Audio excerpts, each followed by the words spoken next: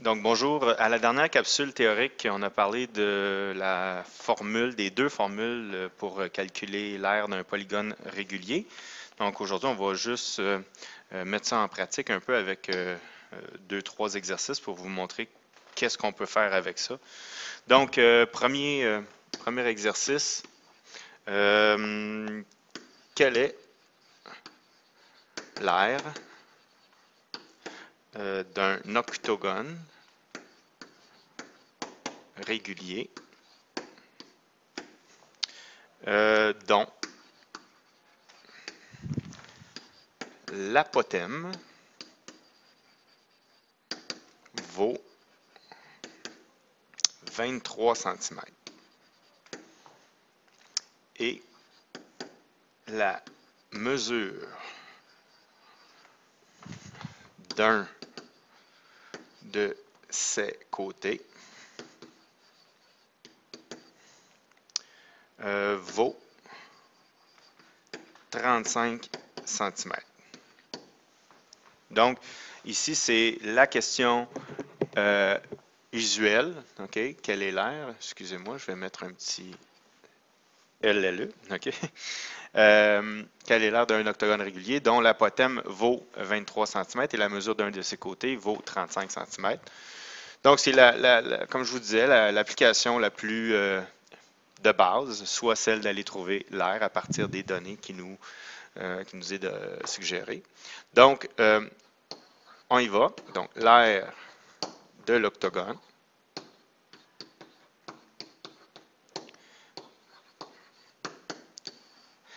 R du polygone est égal à, dans ce cas-ci, on remarque qu'on ne nous donne pas le périmètre. OK?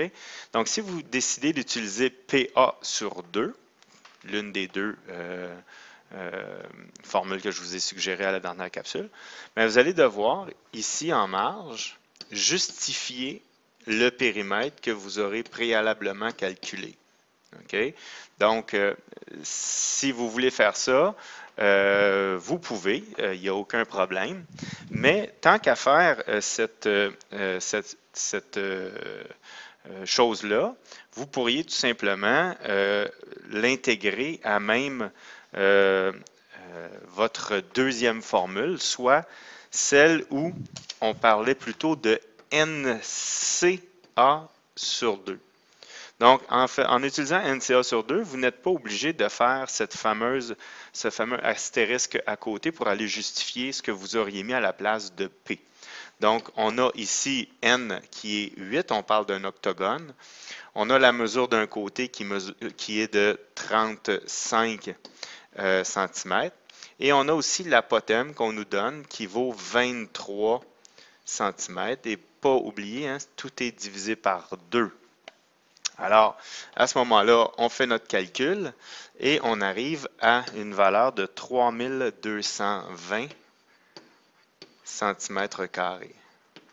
Donc, l'application de la formule elle-même. Mais n'oubliez pas, si vous aviez décidé de prendre PA sur 2, ça aurait été correct, mais vous auriez dû ici justifier le périmètre. Je ne veux pas avoir de calcul à l'intérieur de la formule.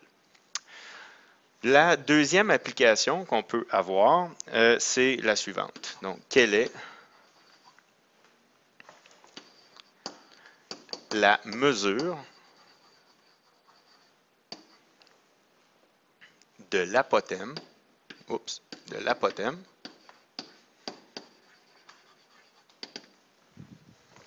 d'un hexagone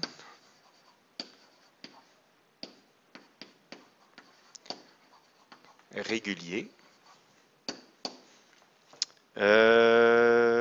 dont l'aire est de 450 cm² et que la mesure de son périmètre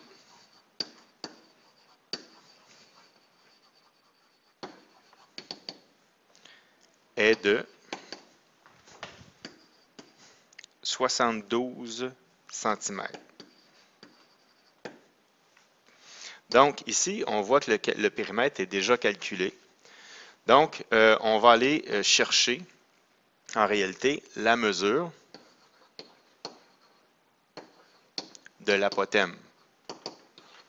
Donc, on commence avec la formule de l'aire du polygone. Cette fois-ci, je vais utiliser PA sur 2, puisque on me donne déjà la mesure du périmètre. Voilà. Et ensuite, je vais remplacer les valeurs numériques dans mon équation. Donc, 450 est égal à 72A sur 2. Alors, je peux écrire ici 450 est égal à, et je peux réduire à 36A. OK. Et par la suite, je vais diviser. Donc, je fais la résolution de l'équation en réalité. Là. Et j'obtiens un apothème de 12,5 cm. Voilà. Donc, ça, c'est la deuxième application qu'on peut me demander de faire. Je vais le laisser un petit peu plus longtemps pour que vous voyez. Donc, la deuxième application qu'on peut me faire. Et vous constatez également qu'on aura, comme d'habitude, la troisième également qui va nous demander d'aller trouver le nombre de côtés. Donc, troisième application. Quel est le nombre de côtés d'un polygone régulier dont l'aire